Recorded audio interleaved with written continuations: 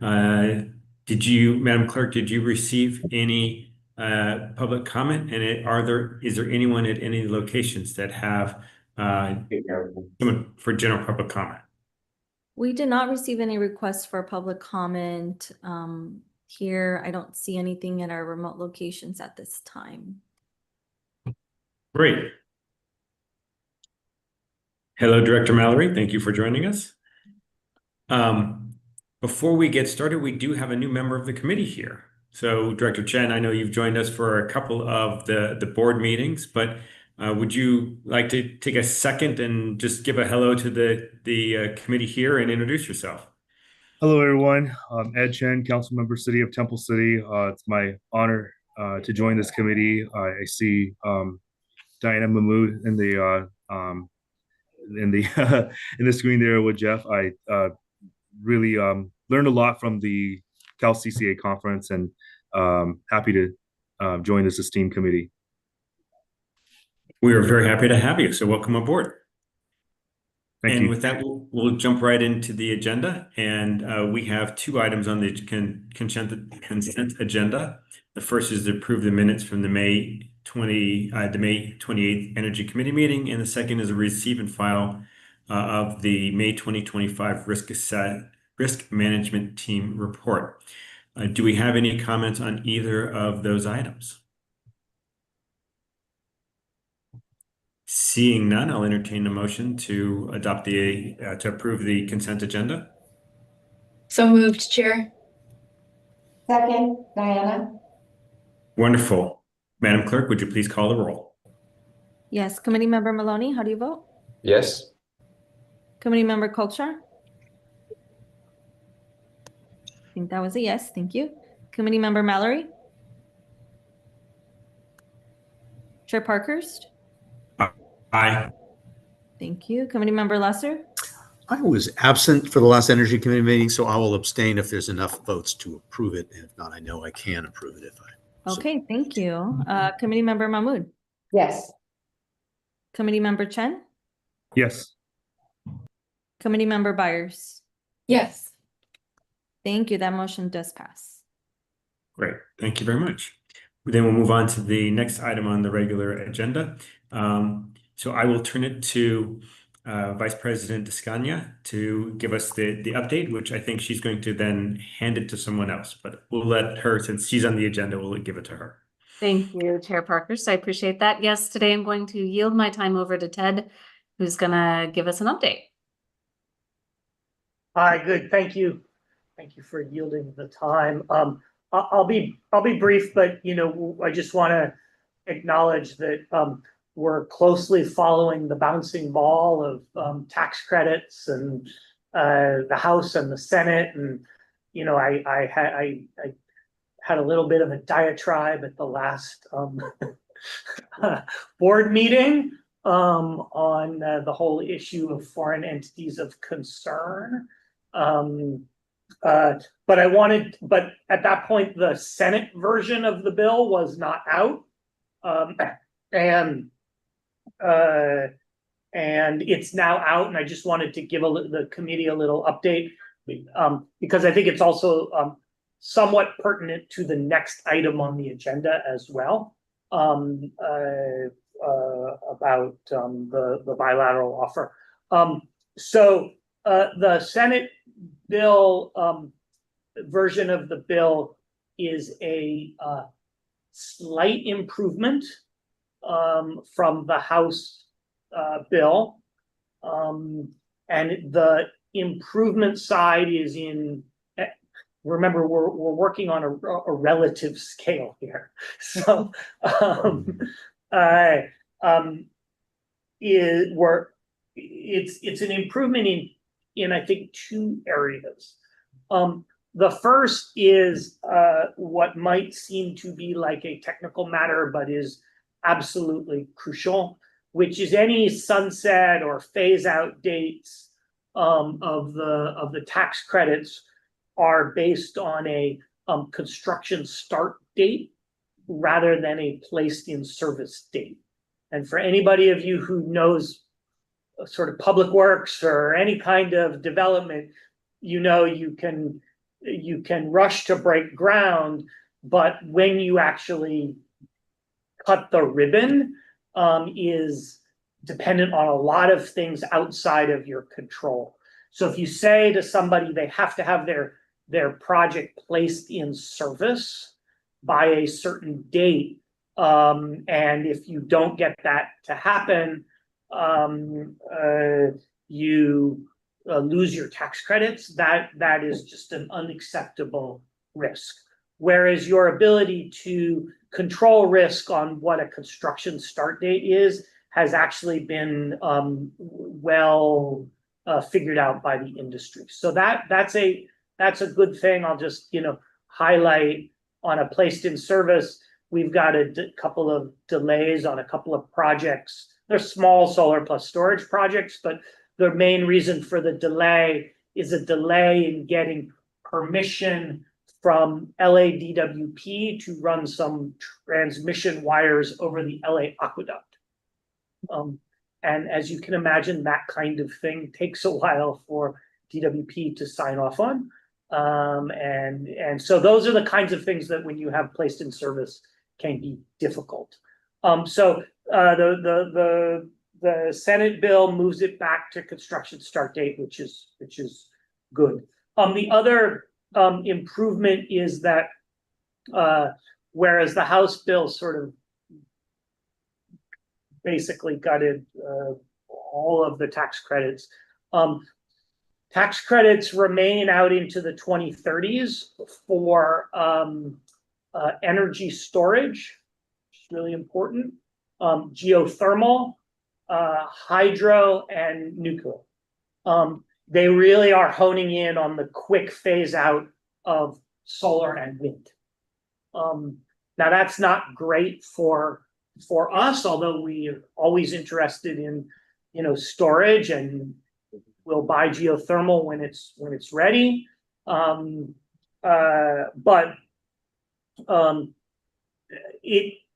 I'll say at least that has a philosophy behind it, which is those are for resources that can provide power 24/7. Storage can't, but it helps for the times when solar and wind are not. They're not considered intermittent resources per se. So that's a philosophy. On the downside, it's still very rapidly sunsets by 2026 the wind and solar tax credits. And so the other thing is on the foreign entities of concern, it makes a little bit of headway there, but the jury's kind of out as to whether it's how workable it is for the wind and solar projects that you might be able to start construction in over the next couple of years. The last thing I'll say is that there is still negotiations in the Senate to maybe improve it a little bit or make it worse. And then if they can get 51 votes, then it has to go back to the House, where there are some there are Republicans who are willing to vote no on any improvements to their bill. So still trying to follow the bouncing ball. Maybe we'll see some positive news on the Senate side so that they can get the 51 votes, but then it might bounce the other way when it hits the House again. And so all of that to say that for this incremental from SunZia, it's weighing high on our minds to get it while we can, because it might be, except for storage, it might be some real down years in procurement coming up.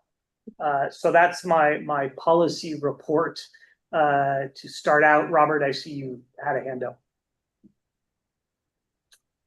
And I will defer to if there's anyone else that has a question, let them go first, but I do have one. Go for it. All right. So it builds exactly off where you ended. do you have any idea, a kind of rough ballpark on what the potential impact to rates would be of this, or is it just too complicated and too uncertain at this point? So, the good thing is the contracts that we've signed so far, which have really put us in a good position out till 2028, 2029 for renewables. Shouldn't it, the rate impact might be general market, but for our executed PPAs, I think we're in pretty good shape. The improvement to include geothermal is important for compliance because we have that geothermal project in Utah that I know was relying on these tax credits to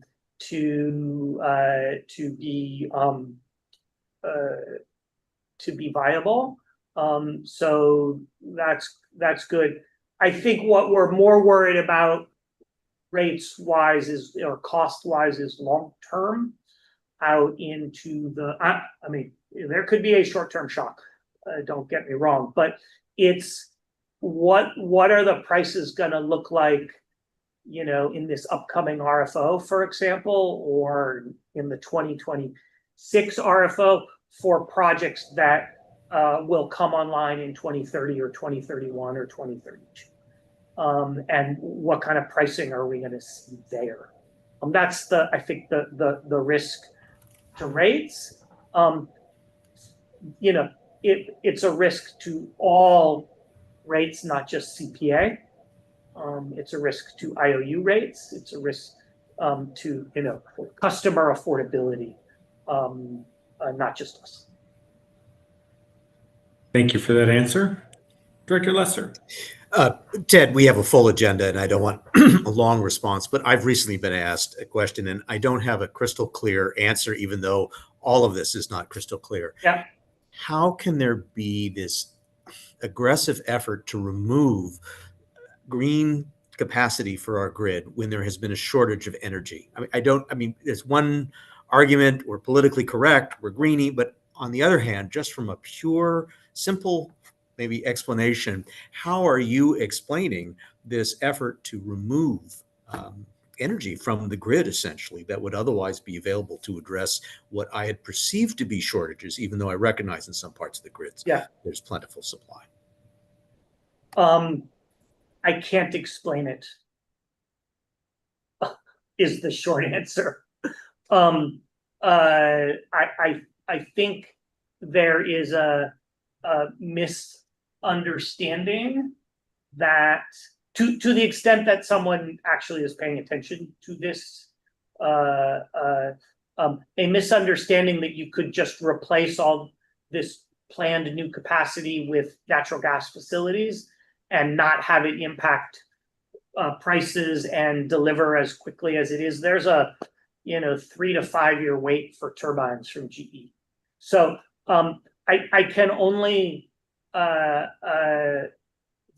think that it's a combination of sort of ideological pushback against the Green New Scam, as it's called, combined with the fiscal impact of the credits. We have been expanding so fast under the IRA credits that they are more, expecting to award 3 times as many of those tax credits as were originally scored in the bill back in 2022. So it's, the credits are becoming more expensive. But I think what you see in the lobbying to keep the credits and for as long as possible and for as many technologies as possible is exactly the question you're asking, which is I don't hear the word climate discussed at all in those lobbying efforts. It's all about reliability, price, jobs. Even the renewables industry has adopted the the energy dominance vocabulary. I'll say that there's even one energy high, very highly ranked CEO of a big energy company that's one of the leading developers of renewables and other forms of, who called renewables the bridge fuel to more natural gas. In a surprising turn of fate. Yep. All right, I see a question in Alhambra, and I'm going to guess it's from Director Mahmood. You guessed right. So Ted, just out of curiosity, we're really just talking about an economic impact, a financial impact with the potential removal of the tax incentives. To what extent do solar, wind projects become non-competitive compared to natural gas without the incentives? We don't know. I mean, we don't know what people's profit margins are. We don't know what the tariff impact is going to be. It's going to be hard to like pull out. But you know, typically a project is getting a 30% credit or more. The projects that we've been buying, so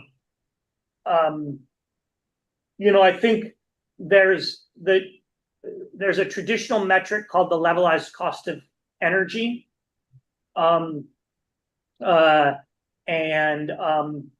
you know, 30% is going to be, you know, increase that cost. What people are starting to question is whether that's the right metric for the grid that we have, because we're really needing to fill in pockets of hours, and intermittency and base load is starting to have increasing importance, which again points to the wind discussion that we've got later today, that you're, you know, a higher priced product that might fill in the right kinds of hours or extend the hours as storage does, might actually bring more value rather than just the cost. Thank you. Yep. Any other questions on this item? Great. Then we'll move on to agenda item 2 on the regular agenda. Excuse me, agenda item 4 overall, 2 on the regular agenda. And Vice President Descania, are we doing this to you or one of your team members? Yeah, I'll be doing this presentation today, so I can just kick us off here. So yeah, thank you, Chair Parkhurst. Good afternoon, members of the committee. Today we have an opportunity to examine adding more wind energy to our portfolio from the SunZia wind facility. I know this facility may sound familiar to some of you. At least one of you, I believe, has been to the site. So I'll be going over this project and why it's up for consideration today. So we can go to the next slide. All right, so in November of 2023, CPA's board approved a power purchase agreement for a 575 megawatt share of the 3,515 megawatt SunZia wind facility in New Mexico. And we have received a bilateral offer for an additional 125 megawatt portion of the SunZia project. Wind projects are scarce, they're hard to build, they're hard to find, and are facing an uncertain future due to potential changes in tax credit and tariff policies, as Ted was just going over. However, SunZia is in an advanced stage of construction and is likely to be, it's unlikely to be impacted by these changing policies. So there is a lot of certainty associated with this project. On June 15th, a review team made up of 4 Energy Committee members met to discuss the SunZia proposal and recommended that staff bring the proposal to this Energy Committee. And the purpose of today's meeting is to request that the Energy Committee authorize staff to enter into contract negotiations for a bilateral power purchase agreement for an incremental 125 megawatts at the SunZia facility as recommended by the review team. If this committee supports moving forward with the proposal, our staff will begin negotiations for a PPA with the goal of bringing that to a board meeting for consideration in the fall. All right, next slide. Okay, so let's refresh what is the SunZia project and what would be the terms of this new PPA. So the proposed PPA is for, again, an incremental 125 megawatts of capacity at SunZia. Just like our existing contract, we'd be purchasing resource adequacy and renewable energy, and we'll talk a little bit more about the timing of those purchases. The project developer is Pattern Energy. Contract term would be for 15 years, and the project is located in New Mexico. So the start of the contract is where there's a little bit of a difference to the existing contract. As Ted was just saying, CPA is very well situated for renewable energy through the end of 2028. So what we did here is say that CPA will only buy the RA from the time the project comes online, which is October 31st, 2026, until January 1st, 2029. We're calling this kind of the initial period where we're only buying the RA from the facility. And then from January 1st, 2029 through the end of the contract term, we would then offtake all products from the facility, and that would include the RA, of course, but also the renewable energy and associated products. And this was really kind of thoughtfully negotiated here by the team to put in place a contract structure that best aligns with the timing of CPA's need for additional renewable energy, which is more toward the end of the decade. The price for the incremental SunZia offer is higher than the current contract due to shifts in the market and the fact that the project now has a much lower risk profile when compared to the original contract back in 2023. So it's highly desirable and highly sought after.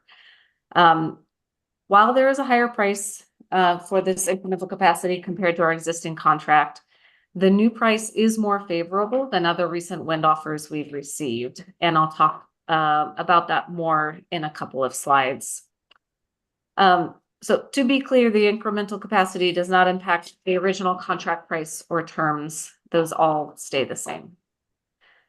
Okay, so the rationale for this project is the favorable wind delivery profile, the renewable energy and RA value. And this is a big one, project certainty. This is a theme I'm going to be touching on a few times in today's presentation.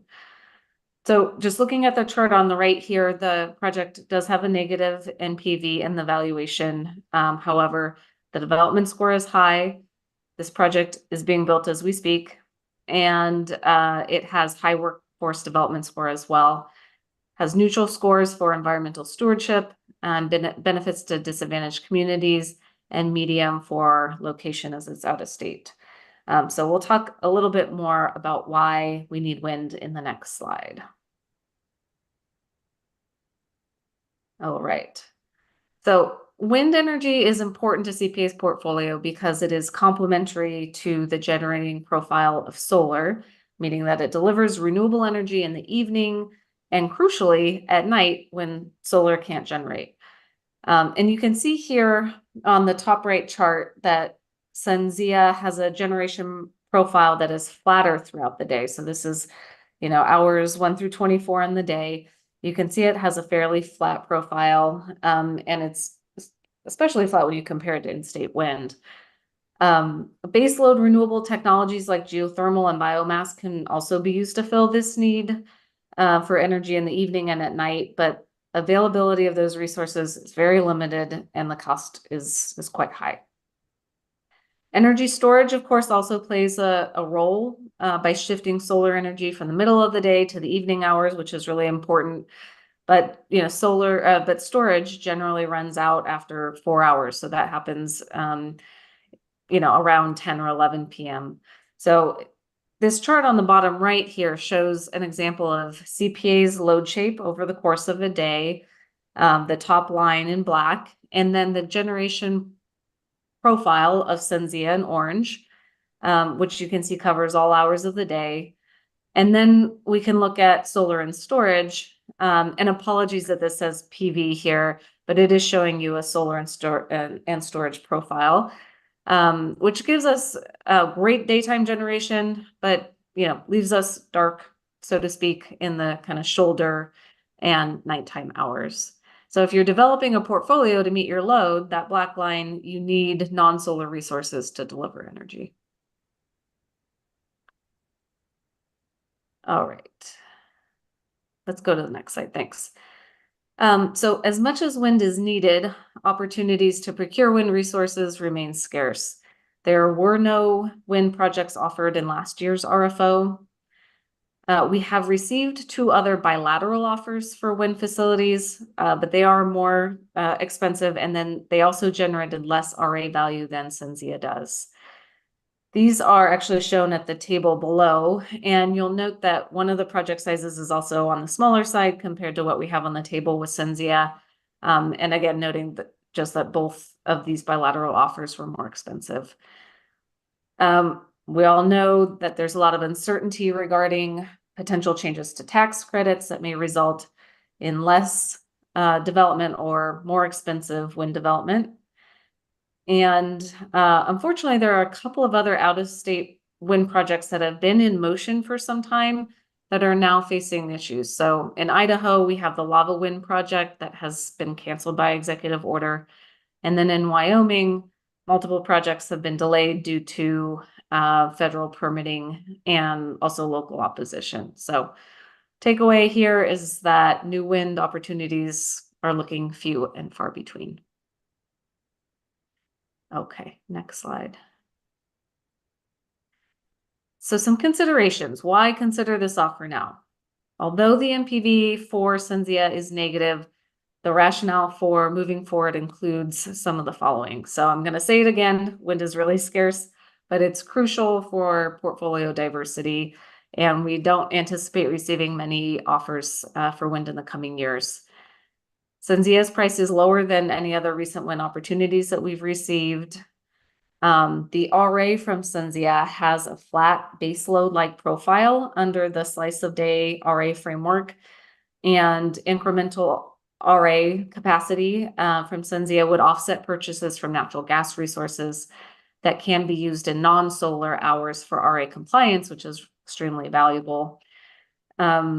And then back to the theme of certainty, SunZia is a really mature project with established transmission, interconnection, and deliverability, meaning that we know it will be able to provide RA. And given that it's already under construction, there's near certainty that the project will achieve commercial operation. And importantly, the project has no tariff risk and carries very low tax credit risk since it's already under construction. A few more notes to mention because we know you'll ask. If we pursue this 125 megawatt proposal, SunZia would remain CPA's 3rd largest counterparty by capacity, which represents about 15% of CPA's long-term portfolio. However, the near-term COD does reduce kind of overall development risk to our portfolio, so less chance of having a portfolio impact. And SunZia would contribute to the procurement targets for the 2025 Clean Energy and Reliability RFO, but we still have an open position to fill for both renewable energy and RA in the 2025 RFO, which is currently underway. All right, last slide here. Energy Committee is being asked to consider this bilateral proposal and make a recommendation regarding next steps. So the action requested is authorize CPA staff to enter into contract negotiations for a bilateral power purchase agreement for 125 megawatts at the SunZia facility as recommended by the review team. And next steps, if approved by Energy Committee, staff will begin negotiations for a final agreement that would be presented to the board for consideration this fall. And I believe that concludes the presentation, and I'm happy to take any questions. Thank you, Vice President Escania. Any questions? City of Alhambra. Thank you, Lindsay. I was wondering if we had considered among the potential areas for negotiation, an extension of the contract such that, because right now you're looking at a bifurcated duration of the contract. It's 15 years for the RA. If we successfully conclude these negotiations for the 125 megawatts, and then it's say 12 years or so for the energy. And I'm wondering whether or not we had considered at the same time seeking an extension of the original 575 such that the 15 years for energy starts from the time that the so that the entire contract then extends until the end of 15 years from, I guess it's January 1 of 2029. So adding more time on the back end for the renewable energy piece. Right. Mm-hmm. For the 575 megawatts. I'm just Oh, I see.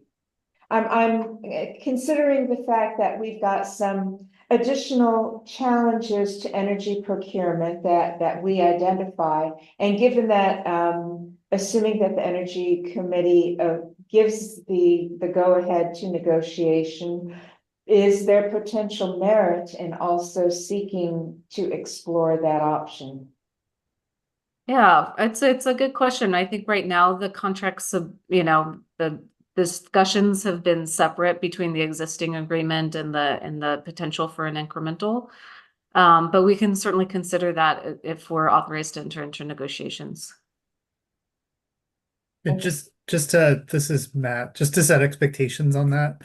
It's really because that part of the project has already gone through all of its financing and whatnot. There's a lot of strings attached for Pattern when they want to touch it. So it's been really hard to make any kind of changes to the existing PPA.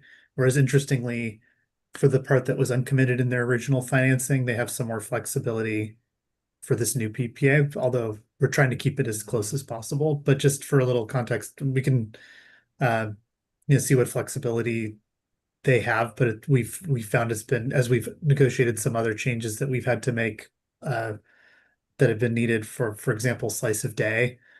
It's just been really challenging. Okay, helpful to know. Thanks.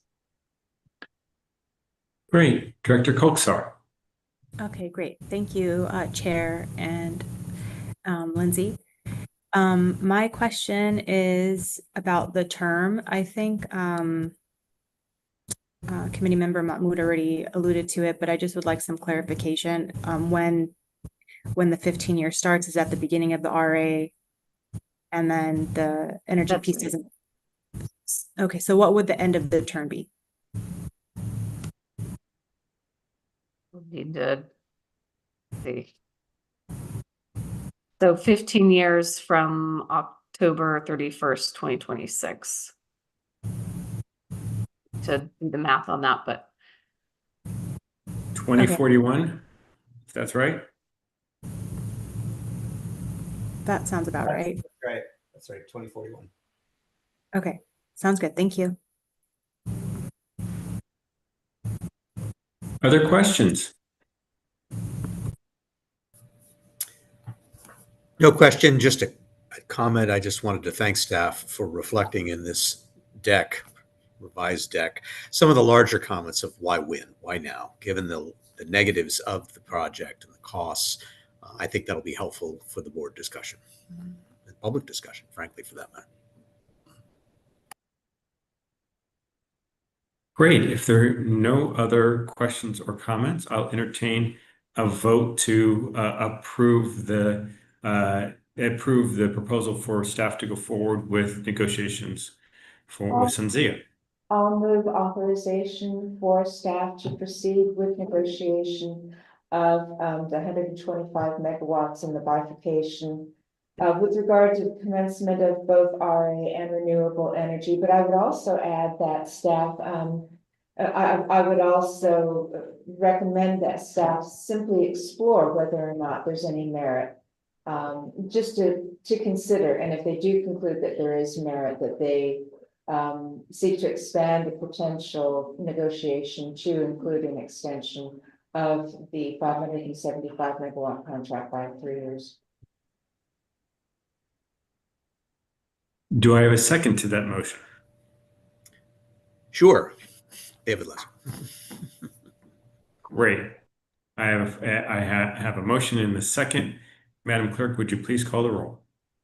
Yes, thank you. And I'll just note it's for the item as recommended by the review team with that additional aforementioned direction to staff. Committee member Maloney, how do you vote? Yes. Committee member Kolchak? Yes.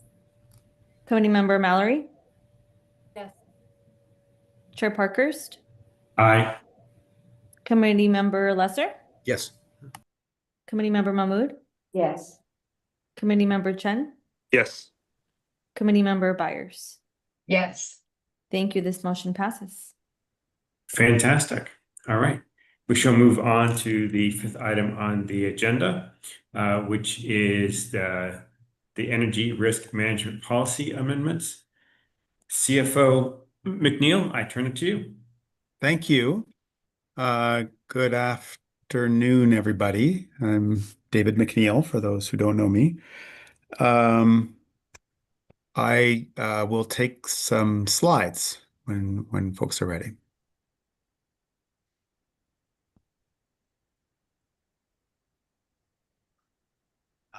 While those are loading, we're presenting here proposed amendments to our energy risk management policy. I'll take the next slide, please. Oh, I'm sorry. I'll take the recommendation slide. We're recommending approval of the proposed amendments to the energy risk management policy to the board of directors. So we're seeking your approval to make a recommendation. I'll take the next slide. The energy risk management policy was first approved in July by the board in July 2018. It's really a foundational policy document for CPA, which it uses to manage its considerable energy risk management and procurement processes. We perform an annual review. Our staff perform an annual review and propose recommendations, recommended amendments to the board of directors. Prior to doing that, we review those proposed amendments with the Energy Committee. We do so, have done so each year from 2019 through to this year. So this presentation will summarize our proposed amendments. And we welcome input and are hopeful you will, at the conclusion, recommend the proposed amendments to the board. Next slide, please. So we've got 7 amendments, proposed amendments, sort of grouped into 2 larger buckets. One of them is amending minimum and maximum hedge limit percentages for the products that you see listed. And then we have several other more administrative amendments. We're going to clarify the method for counting energy storage and our RA positions, clarifying the authority to enter into what we've defined a new defined term, which is exigent exclusivity agreements. Adding trade capture and quality assurance to the list of business practices. It's a new section in the ERMP and a few other administrative changes, which we'll cover in this presentation. Great. So for each of these, we sort of lay out the issues, and then we in the next following slides, we sort of do the proposed changes. I'll try to cover, in the interest of time, the issues and proposed changes expeditiously. But for this slide, we're making 2 recommended changes. One's to reduce the minimum hedge percentage. Those are currently too high in the prompt quarter through prompt quarter plus 3. and then to increase our maximum hedge targets in the prompt quarter +7 through prompt quarter +9. So a little bit too high on the minimums and a little bit too low on the maximums. Next slide, please. So first of all, the reducing the minimum hedge percentages. The table that you see at the top appears in the energy risk management policy, where we're proposing a reduction in the minimum hedge target for those quarters that you see there, starting with a 10% reduction in the prompt quarter, and then because we procure on a pro rata basis, we need to reduce the subsequent minimum hedge targets as well in order to align with that procurement strategy. I just want to make it clear that we are not proposing hedge targets here, which is the ultimate level at which we are hedging. We are just proposing an amendment to the range, in essence, providing staff with greater flexibility to, as the need arises, to hedge a little bit less in those quarters. So there's kind of three contextual reasons why we're proposing a reduction in the minimum hedge percentage. One is that the thing to keep in mind is that the energy hedges that we use energy hedges, fixed price energy for hedging that we get from our long-term PPAs, which are wonderful. Wind, solar, they provide energy storage, they provide a hedging value to us. For the remaining gaps, we use industry standard block hedges. These are sold in 25 megawatt hourly units, and they start at 6 a.m. and they sort of end at 10 p.m. if you're talking about an on-peak hedge. So those are very blunt instruments. They don't really necessarily follow our exposure on an hourly basis. So in a nutshell, the risk mitigation or hedging tool that we have available to us from the market is not great. So that's the starting point. The other two considerations are we have a growing volume of energy storage in our portfolio. When these minimum hedge targets were first established back in 2018, and they really haven't changed since then, we had no storage in our portfolio. Now we have many hundreds of megawatts which are able to charge during the day and discharge into the most expensive hours of the day, thus hedging those most expensive hours. So that's a huge reduction in CPA risk, and it allows us that it's evolved over time, and that really allows us to reduce risk and makes us feel more comfortable with reducing this minimum target. The other important contextual information that supports this change is that not only is CPA buying more storage, but the rest of the market is buying more storage too. And that's really reduced price volatility in the market, and thus our risk exposure. So and there's a mechanics for why storage is flattening the price curve. I'm happy to take questions about that if folks are interested. All of those things, I think, really support the reduction in the minimum hedge target. They would not in and of themselves be sufficient. If we're going to reduce our hedge level, we would expose ourselves to a greater extent to the market prices during extreme heat events.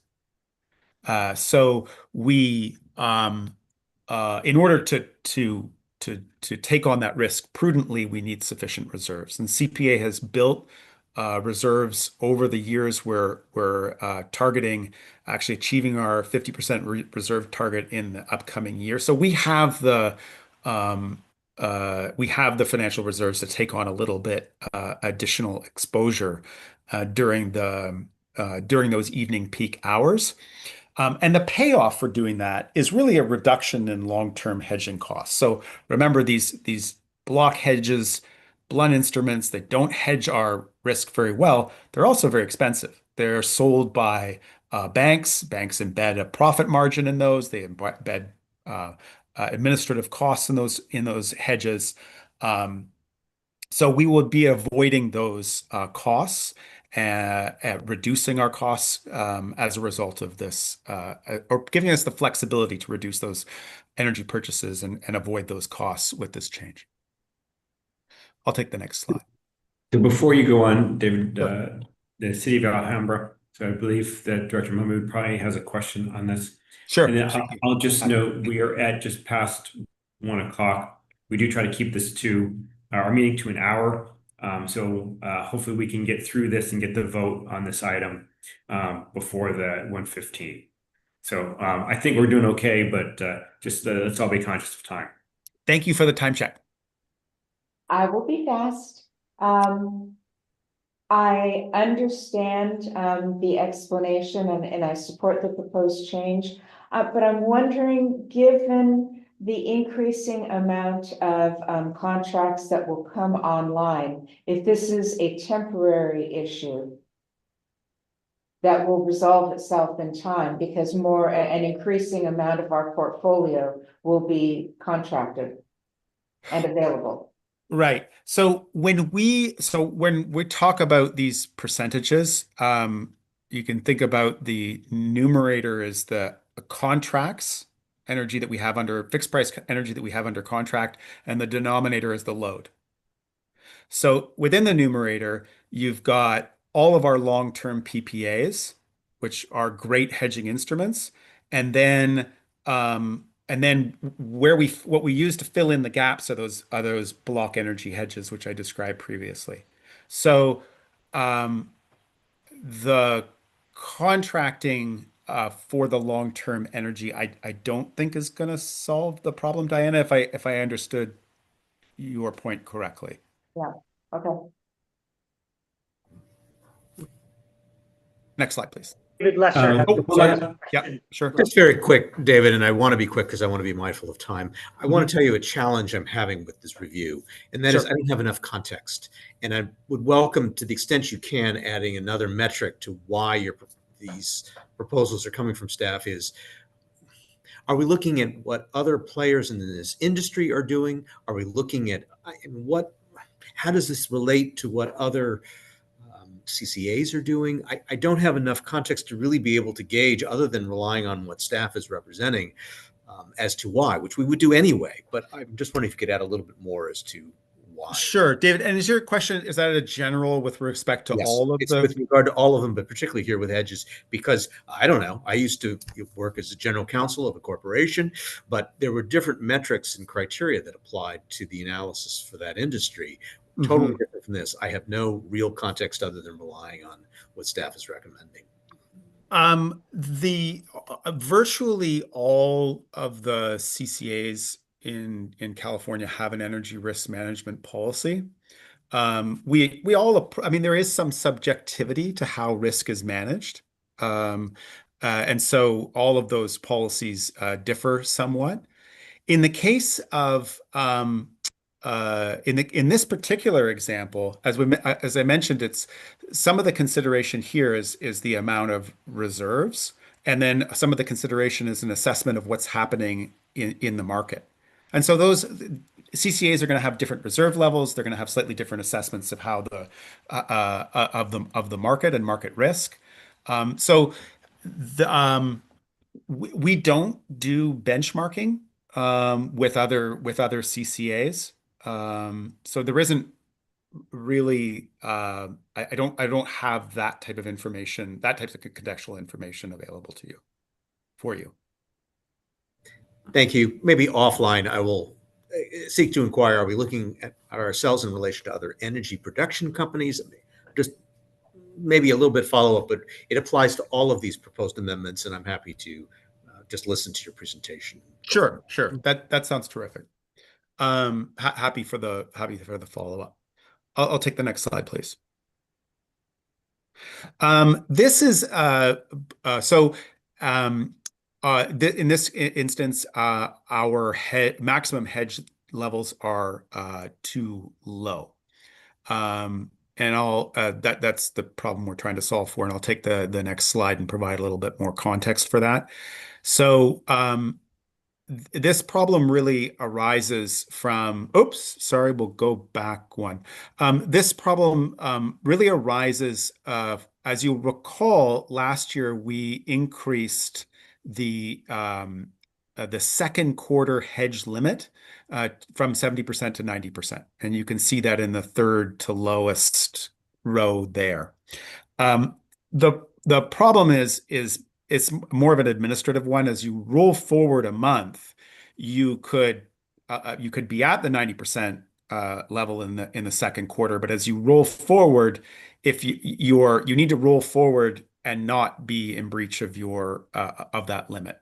So that's what this change is accomplishing. It's just increasing the hedge limits in the prompt quarter 7 through 9, such that we don't trip that limit that we were compliant with in the second quarter.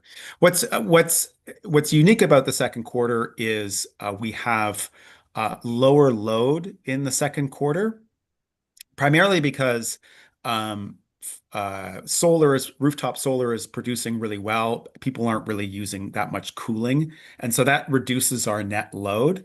But we enter into these long-term power purchase agreements, which really provide, energy over the full year. So you end up in a situation where through this long-term contracting, you end up with more energy relative to your load in the second quarter.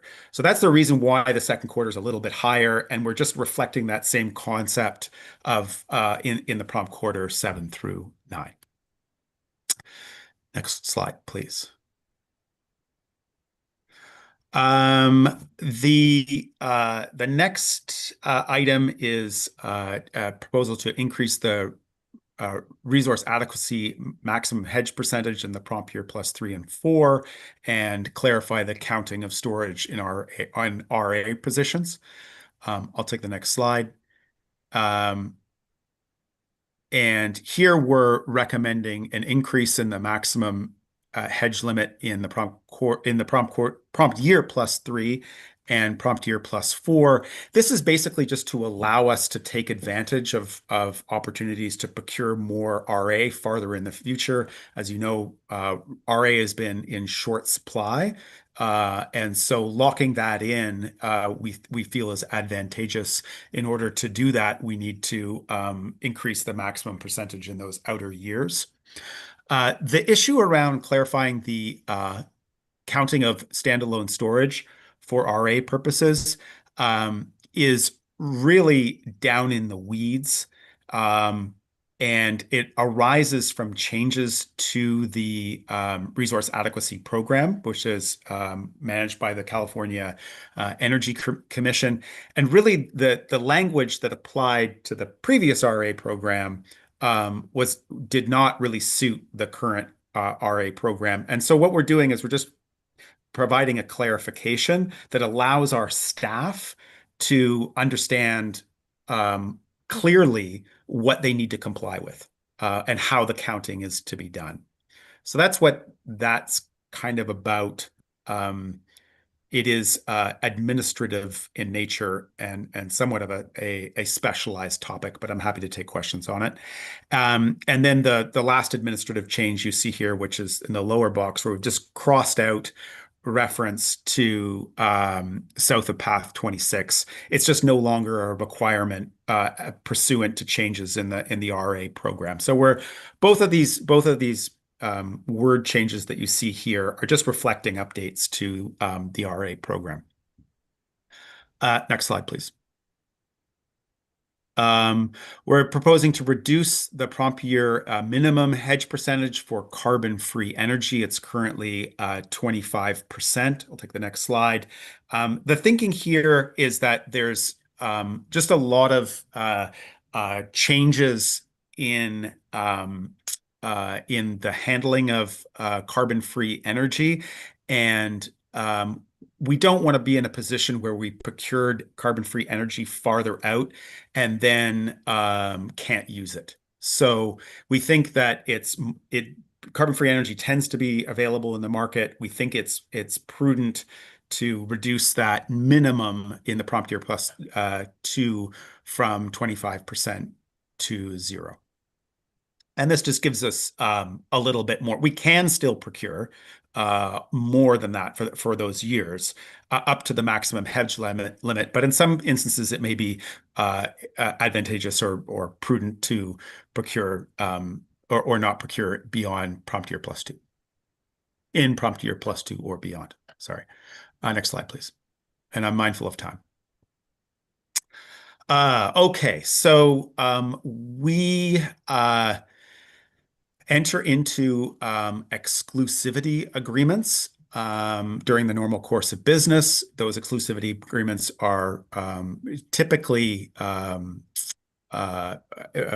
entered into following a review of projects with the Energy Committee and the establishment of a short list. In some cases, we need to fast track negotiations. And so what this does is, in a fast track scenario, it gives us the authority to enter into exclusivity agreements. And that is it. That's the proposed change in a nutshell. What we have done here is limited the period, the term of the exclusivity agreement. And if we were to enter into an exclusivity agreement pursuant to a fast-tracked situation, we would ultimately bring it to the committee, the project to the committee in any event. So this is largely intended to let us or provide us with the flexibility to really take advantage of market opportunities to secure scarce resources. And I see a hand from the city of Alhambra. And it's Diana again. Yep. I just have a nit. There's all types of exclusivity arrangements. So I would suggest just a name change to define it as exigent exclusive negotiation agreement to better define really what we're doing. Because for those that are not involved in procurement day to day, the term is ambiguous. Well, it is a defined term, but I'll maybe just hand it over Where to is it Nancy to see defined? it's defined in the first sentence in red. So include Right. entering into But- exclusivity in the event of exigent circumstances such as a fast track negotiation, staff are authorized to enter into an exclusivity for up to a total of 90 days. And that exclusivity agreement, which we're authorized to enter into for under exigent circumstances for a total of 90 days, that's what we define. Yeah, no, I understand the concept. I'm just Okay. trying to make the definition more user-friendly for those that aren't day-to-day involved in the energy industry. Is exigent exclusivity agreement a defined term in EEI or in any other trade agreement? If not, then I think then I would recommend modifying it to make Okay. it clear. Yeah. We can take that. Sorry, Nancy, go ahead. No, I mean, I can I can certainly take that edit and incorporate that into the final version. It's not defined in the EEI, but what I would say is that it's not, this is our own document. And so, we create definitions as needed in the last, 4 to 5 years. But certainly if I think your edit, Diana, helps with kind of precision. And so I'm happy to take that note and add that to the version that gets presented to the board. Thank you. We'll take the next slide, please. I'm just going to do a time check to see, do we have any committee members that have to leave in the next about 5 minutes? I'm not seeing any hands. Yeah, Yes. I have another meeting I have to jump into. Okay. All right. Madam Clerk, will we lose quorum if we lose one member? I think we'll be okay. Great. Okay. Let's try to wrap it up here. We'll do. We're recommending a section concerning trade capture and quality assurance. Next section, please. Next slide, please. This is just a brand new paragraph added to the ERMP and would require staff to comply with its provisions. Trade capture. I will just say that trade capture is the process by which all of the energy contract information is documented in a software system, which is our system of record. So system of record is a defined term in the ERMP. So we're just creating an obligation on staff to ensure that all of our transactions are properly recorded in that system of record. Next slide, please. And then we have other administrative changes, which is basically just the addition of the 3 new communities. And I believe that's it. I'm happy to, well, it's summarizing. We're seeking input from the committee and a recommendation. We're going to present the red line and a staff report to the board. And we just note that, once again, staff requests that the board complete their annual acknowledgement forms later in July. I think the next slide, which I think brings us back to the recommendation. All right. Happy to take questions. Yes. Do we have any additional questions for CFO McNeil?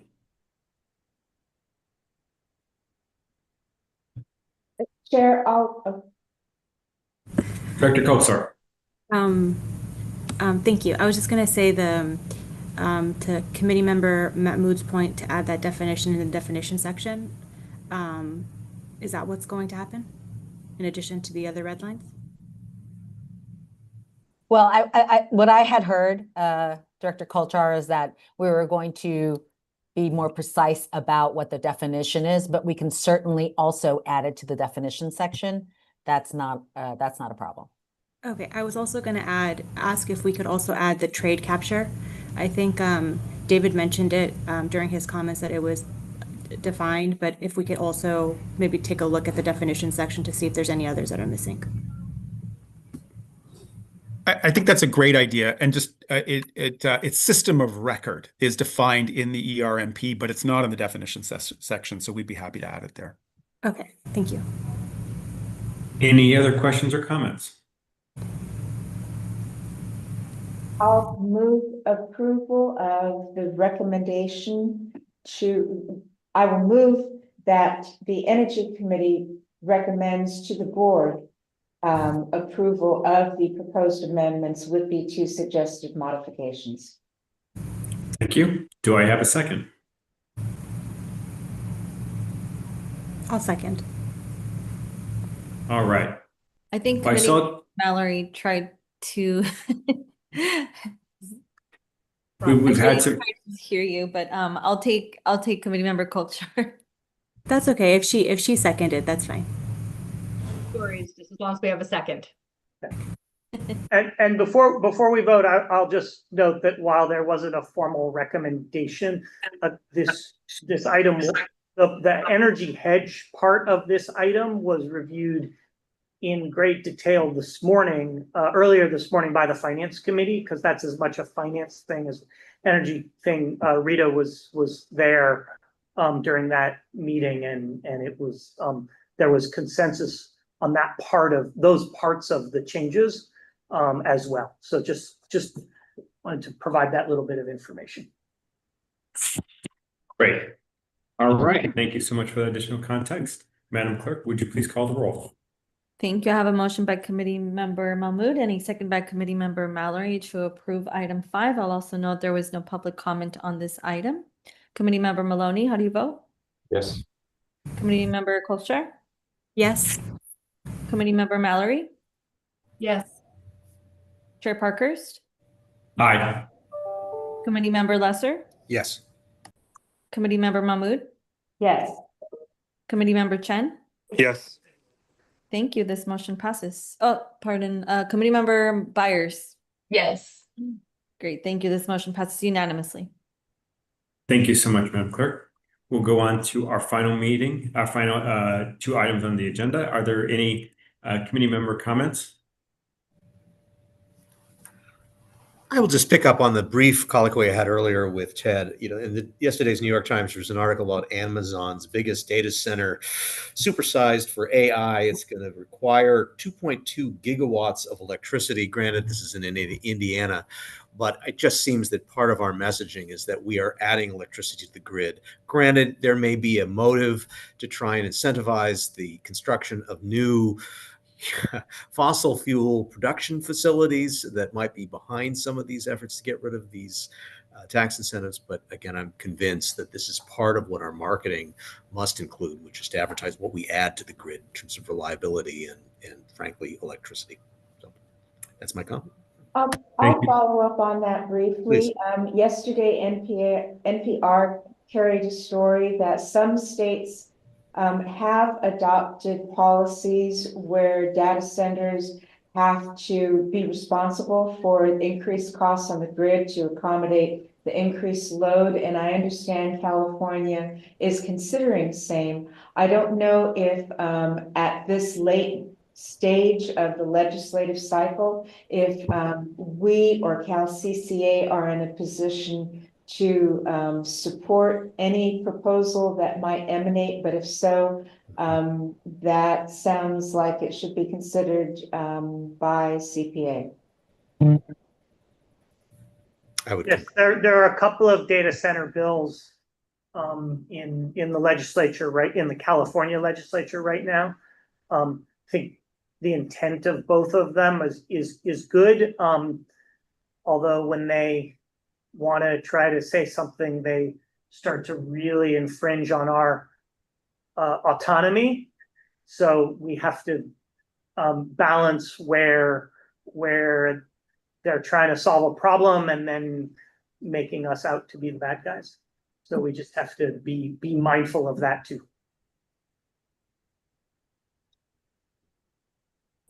Other committee member comments? All right, well, I will close with two things. I will give you today's Cal ISO update at this hour. We're at 84% renewables with 89.9% coming from solar. With that, our next meeting is going to be July 23rd. I will not be at that meeting, so I will be looking for one of you to help step up and lead that meeting. We've already talked with staff about it, and we think it's a pretty straightforward agenda. So those of you who may not be super comfortable with the inner workings of the electric grid, it should be an easy one to help chair. With that, I always forget this part. Do we need a motion to adjourn, or do we just go ahead and we can adjourn? We don't need a motion. All right. Great. With that, I will see everybody in August and in September at our all staff or our planning conference. So thank you all very much. Time is 1:24. We're now adjourned. Thank you very much for joining.